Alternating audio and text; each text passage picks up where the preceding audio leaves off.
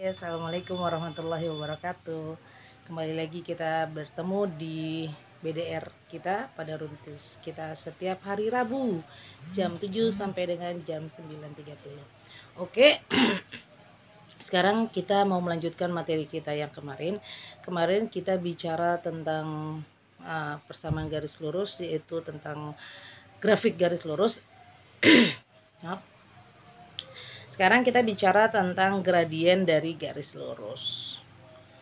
Kita bicara tentang gradiennya, menentukan gradiennya. Pertama kita cari tahu dulu itu apa itu gradien, lalu kita menentukan gradien dari sebuah garis dan menentukan sifat-sifat gradien pada sebuah garis. Oke, lanjut.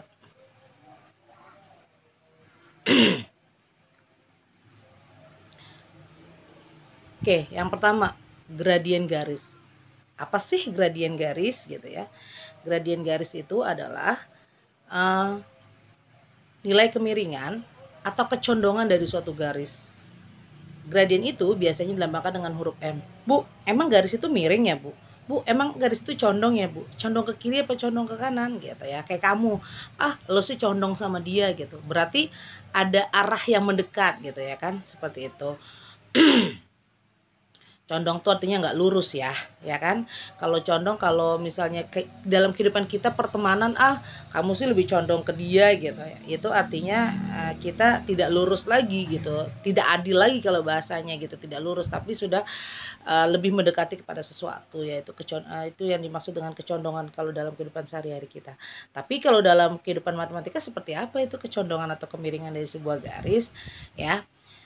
Nanti kita lihat di contoh-contoh realnya dari gambar sebuah garis, tapi yang pasti di sini untuk menentukan sebuah gradien ya, menentukan gradien dari sebuah garis, yang pertama itu kamu harus tahu dulu komponen X dan komponen Y-nya ya, komponen X dan komponen Y-nya. Komponen X dan komponen Y, karena mencari gradien itu adalah membandingkan antara perubahan pada nilai Y dengan perubahan pada nilai X. Berarti kita membandingkan nilai Y dan nilai X, atau di sini disebutkan sebagai delta Y per delta X. Apa Bu maksudnya delta Y per delta X? Ya, nanti kita akan cari tahu lagi. Oke, contohnya seperti ini. Lihat gambar yang pertama, gambar yang sebelah kiri. Gambar yang sebelah kiri itu terlihat bahwa sebuah garis kita mau cari gradiennya. Tadi sudah disebutkan bahwa mencari gradien itu adalah membandingkan antara unsur Y atau delta Y dibandingkan dengan delta X. Kalian sudah tahu Y itu berarti yang berhubungan dengan sumbu Y. Berarti pergerakan di sumbu Y. Sumbu Y itu bergeraknya kemana? Iya benar, sumbu Y itu bergeraknya ke kiri, ke atas dan ke bawah. Sementara pada sumbu X bergeraknya ke kanan dan ke kiri ya. Seperti itu. Oke, coba kalau kita banding ini yang disebut dengan, nah ini nih dia nih, sumbu X-nya ya. Yang bergeraknya ke kiri dan ke kanan. Ini sumbu X. Sementara sumbu Y itu yang bergeraknya ke atas dan ke bawah. Ini yang disebut dengan sumbu Y ya, seperti itu ya. Oke. Nah, kita bandingkan nih gitu. Sekarang kita bandingkan yang di atas itu nilai Y-nya dulu gitu. Setelah itu baru kita cari nilai X-nya. Ternyata ini ada titik A dan titik B gitu ya. Titik A itu mau kita hubungkan ke titik B. Berarti kita tarik ke kanan titik A sampai tepat di bawah titik B. Dan titik B kita tarik ke bawah sampai tepat menemui pertemuan tadi. Atau kalau kita lihat arah pergerakannya supaya kita dari titik A menuju titik B, berarti kita bergerak dulu ke kanan sejauh 2 langkah. Ke kanan sejauh 3 langkah. Lalu dari langkah terakhir kita bergerak ke atas sejauh 2 langkah. Ingat ya, ke kanan 3 langkah, ke atas 2 langkah. Berarti nilai X-nya sama dengan 3, nilai Y-nya sama dengan 2. Ini X-nya 3 dan ini Y-nya 2. Maka mencari gradiennya adalah 2 berbanding 3. Karena nilai Y-nya dulu yang kita taruh, berarti 2 per 3 ya, seperti itu. Begitu pula untuk gambar yang kedua gitu ya. Sekarang A-nya ada di, kalau kita lihat secara sekilas A-nya ada di atas, B-nya ada di bawah ya. Bagaimana kalau kita mau dari A menuju B? Berarti dari A menuju B kita bergerak dulu kemana? Ke kanan. Berapa langkah ke kanan bergeraknya? 3 langkah ya. Terus langkah terakhir kita bergerak kemana? Bergerak ke bawah.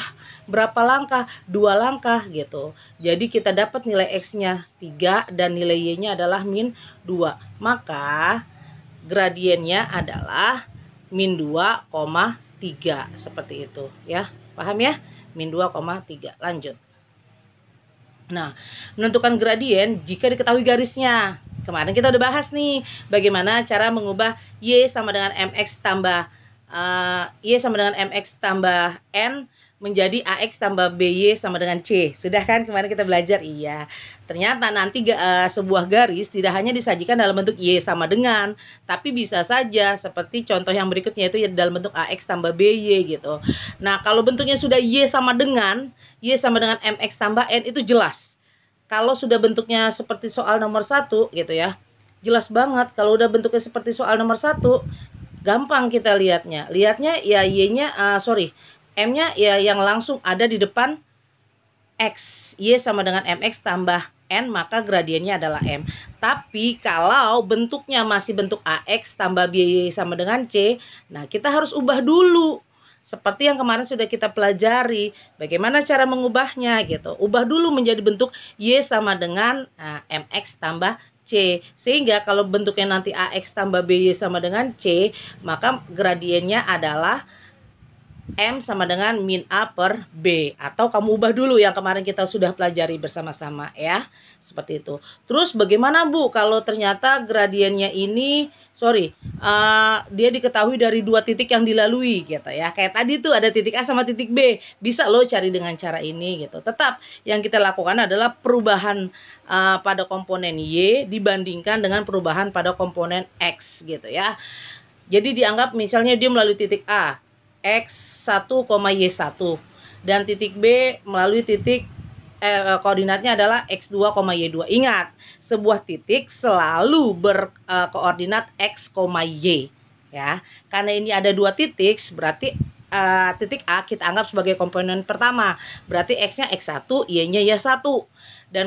Dan titik B kita anggap sebagai komponen yang kedua. Berarti X-nya kita anggap X2, Y-nya kita anggap X2. Maka mencari gradiennya adalah Y2 dikurang Y1 per X2 dikurang X1. Intinya yang atas itu adalah komponen Y, yang bawah itu komponen X. Sebenarnya dibalik bisa nggak Bu? Bisa. Kalau kamu jadikan kalau kamu jadikan A sebagai komponen 2 dan B sebagai komponen 1 bisa. Cuma kan lazimnya kita segala sesuatunya itu secara berurutan. Makanya A itu kita jadikan komponen pertama, B-nya itu kita jadikan komponen kedua. Tapi rumusnya berlaku walaupun dia dibalik, cara mencarinya tetap hasilnya sama. Oke, next. Nah, seperti ini. Sifat-sifat gradien dari sebuah garis ya.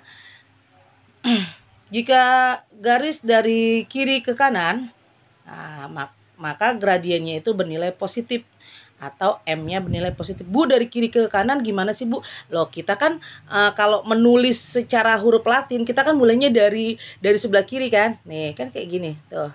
Nah, kan seperti ini tuh, ya. Nah, itu namanya dari kiri ke kanan naik, ya. Maka gradiennya ini lebih besar dari 0. Seperti itu. Yang kedua, jika gradiennya dari kiri ke kanan turun, nah, berarti dari kiri ke kanan turun seperti ini. Ya, turun kan dia, kalau ini kan naik dia arahnya. Kalau ini kan berarti dia turun, maka gradiennya kurang dari 0. Ya, kurang dari 0 berarti negatif. Oke, good. Kalau gradiennya sejajar dengan sumbu X, ini kan sumbu X nih, ya. Ini sumbu X ya. Tadi kan ini udah kamu bahas dari sebelum-sebelumnya. Nah, ini ada garis seperti ini. Berarti kalau garis seperti ini gradiennya gimana, Bu? Gradiennya itu sama dengan 0. Nih ada ya. Gradiennya sama dengan 0. Nah, kebalikannya kalau sebuah garis itu sejajar dengan sumbu Y, ini sumbu Y kan ya. Kita sudah bahas sama-sama ini sumbu Y, maka besar gradiennya adalah tidak terdefinisi. nggak ada dia gitu. Karena kalau kita pakai hitungan pun nggak ketemu angkanya. Ibu ulangi ya, kalau gradiennya dari kiri ke kanan naik, maka gradiennya lebih besar dari 0 atau positif ya. Kalau dari kiri ke kanannya turun seperti gambar yang kedua, maka gradiennya kurang dari 0 atau negatif. Sementara kalau ada garis yang sejajar dengan sumbu X, gradiennya pasti sama dengan 0 ya. Tetapi kalau ada garis yang sejajarnya dengan sumbu Y, maka gradiennya itu tidak terdefinisi. Oke ya, paham ya? Next. Nah, ini ada contoh soalnya, boleh kalian SS nanti biar kalian pelajari. Ini jadi tugas kalian. Yang pertama, tentukan gradien garis dengan persamaan berikut. Berarti kamu harus ubah menjadi contoh yang A. Ya, harus menjadi Y sama dengan. Untuk yang B, 2X min Y sama dengan 5 harus diubah menjadi Y sama dengan. Gitu. Kita udah pernah bahas ya kemarin sayang ya. Yang kedua, tentukan gradien garis yang melalui titik. Nah, titik A dan titik B. Kayak tadi, kamu tentukan dulu mana komponen pertama, mana komponen kedua. Maka kamu tentukan dulu mana X1, X2, dan mana Y2, X2, Y2-nya. Ya, seperti itu. Yang ketiga, nah nanti kamu bisa melakukan langsung bagaimana grafik perkembangan berat badan seorang bayi selama setahun berbentuk garis lurus. Gitu ya. Jadi kamu harus tentukan koordinatnya dulu.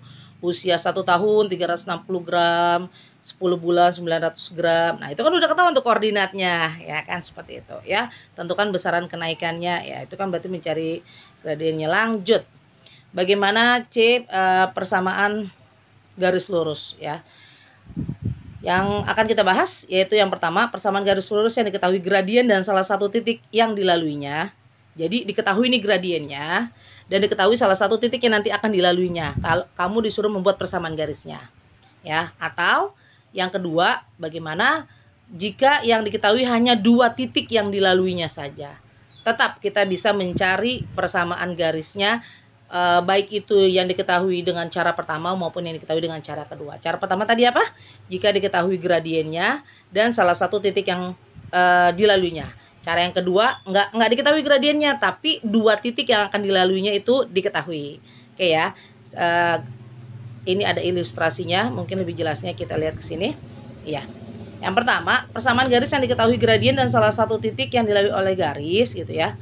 Yang A, contohnya persamaan garis yang bergradien M dan memotong sumbu Y di titik 0,n, gitu ya. Maka persamaan garisnya itu cukup. Y sama dengan mx tambah n ya. Pokoknya kalau dia memotong sumbu di titik 0,n, nah seperti ini ya, di titik 0,n, maka persamaan garisnya cukup Y sama dengan mx tambah n. Masukkan gradiennya, masukkan ordinatnya gitu, yang n itu gitu ya. Misal diketahui gradiennya 3. Ya, misal diketahui gradiennya 3 dan melalui titik 0,2. Berarti persamaan garisnya adalah Y sama dengan 3X ditambah 2. Ya, sesederhana itu saja ya, Nak ya. Oke, yang B, persamaan garis yang bergradien M dan melalui titik X1, Y1. Nah, ini titiknya sembarang gitu. Bebas titiknya, bisa antara positif dengan positif, positif dengan negatif dan sebagainya gitu ya. Artinya titiknya bebas. Makanya di sini dinotasikan dengan X1, Y1. Maka untuk mencari rumus persamaan garisnya seperti ini. Kita gunakan rumus Y dikurang Y1 sama dengan M dikali. Nah, itu ada tanda kurung ya, X dikurang X1. Yang tidak kita ganti atau yang tetap itu adalah Y dan X. Sementara yang kita substitusikan atau kita ganti dengan angka itu adalah Y1, M, dan X1. Karena apa? Karena nanti M-nya itu tertuang dalam angka, X1-nya juga dalam angka, dan Y1-nya juga dalam angka ya. Maka yang nanti akan kita substitusikan dengan angka adalah Y1, M, dan X1 ya. Itu untuk yang pertama jika diketahui gradien dan salah satu titik yang dilaluinya. Sementara jika yang diketahui adalah 2 titik yang akan dilaluinya, seperti tadi sudah kita pernah bahas ya kan. X kita anggap yang pertama X1, Y1, yang kedua X2, Y2. Sebenarnya kalau ini caranya boleh sih langsung seperti ini. Tapi kalau Bu Indah lebih senang membuat dengan cara ini adalah kita cari aja dulu nak gradiennya. ya. Kita cari gradiennya. Gimana tadi cara mencari gradiennya? Iya, dengan membandingkan X dan Y-nya. Berarti kita cari dulu Y2 dikurang, nah, tulisan Bu Indah agak pulpennya kurang mendukung nih. Y2 dikurang Y1 per X2 dikurang X1. Itu cari gradiennya. Lalu kita masukkan lagi seperti yang pertama gitu. Kalau Ibu biasanya seperti itu. Ya Nak ya. Tapi mau pakai cara yang seperti ini ataupun kembali lagi ke cara yang pertama, silahkan. Yang mana yang nanti akan lebih kalian pahami. Oke, lanjut. Nah, ini ada contoh soalnya. Bisa kalian capture ya. Bisa kamu screenshot seperti itu. Bagaimana menentukan persamaan garis? Ya, ini udah ketahuan ya. Yang pertama dengan cara yang A dengan cara pertama, yang B dengan cara kedua gitu kan. Nah, ini menentukan koordinat titik A, berarti kita tentukan dulu persamaan garisnya ya sayang ya. Oke, next gitu. Kedudukan dua garis. Kedudukan dua garis, yang pertama, dua garis itu akan saling sejajar jika bagaimana. Yang kedua, dua garis itu akan dinyatakan berimpit jika bagaimana. Dan yang ketiga, dua garis yang saling berpotongan itu akan seperti apa gitu. Bu, emang ada Bu garis-garis yang sejajar, berimpit dan berpotongan? Ada. Di sini diilustrasikan dengan rumah. Nanti ketika kamu bertemu dengan sebuah rumah gitu, bukan bertemu, artinya di dalam bagaimana membangun sebuah rumah itu memang nanti akan ada garis yang saling sejajar, garis yang saling berimpit, garis yang saling berpotongan. Emang iya Bu? Iya. Dan Ibu berharap mudah-mudahan nanti salah satu atau banyak atau beberapa di antara kalian ada yang bisa menjadi insinyur. Wow, kepake banget nih ilmu-ilmu seperti ini ya sayang. Amin gitu. Oke, next. Dua garis yang sejajar. Dua garis dengan persamaan Y sama dengan M1X plus N1 dan garis yang lain dengan persamaan Y sama dengan M2X ditambah N2 dikatakan sejajar jika apa Bu? Jika gradiennya itu sama, M1 sama dengan M2 ya, M1 sama dengan M2 gitu, seperti itu. Nomor 2, dua garis dikatakan berimpit jika ya, dua garis dengan persamaan yang pertama Y sama dengan M1X tambah N1 dan Y sama dengan M2X tambah N2 dikatakan berimpit jika M1 sama dengan M2, sama kayak tadi ya, sejajar. Nah, ada syarat yang berikutnya, N1-nya juga sama dengan N2. Nih, syaratnya ada 2. Kalau tadi syaratnya ada 1, sekarang syaratnya ada 2. Selain gradien yang sama, angkanya setelahnya atau konstantanya juga harus sama gitu, seperti itu ya Nak ya gitu. Yang ketiga, dua garis yang saling berpotongan. Dua garis itu Y, yang pertama memiliki Y sama dengan M1X tambah N1 dan yang kedua Y sama dengan M2X tambah N2 dikatakan berpotongan jika yang pertama M1-nya tidak sama dengan M2. Nggak boleh sama tuh. Kenapa? Kalau sama nanti jadi apa? Sejajar. Kalau konstantanya sama jadi apa? Berimpit. Ya, yang pertama dia tidak boleh sama. Yang kedua ya, yang kedua adalah hasil perkalian gradien pertama dengan gradien kedua adalah -1, atau kalau bahasanya Bu Indah bilang gradiennya dibalik dilawan. Berpotongan tegak lurus itu contohnya apa? Antara sumbu X dengan sumbu Y, nyata itu. Ya kan? Antara sumbu X dan sumbu Y itu berpotongan tegak lurus gitu. Tepian dari buku, biasanya buku tulis kah, buku gambar, itu saling berpotongan tegak lurus. Kalau misalnya kita perpanjang tuh, kita bikin garis hayal, bukunya tidak habis di situ, baik yang ke kiri maupun yang ke atasnya, maka kita akan menemukan dua garis yang saling berpotongan tegak lurus. Oke. Ini ada contoh soalnya, silakan juga di capture, nanti kalian bisa kerjakan. Kita lanjut di grup PJJ kita ya, di grup BDR kita.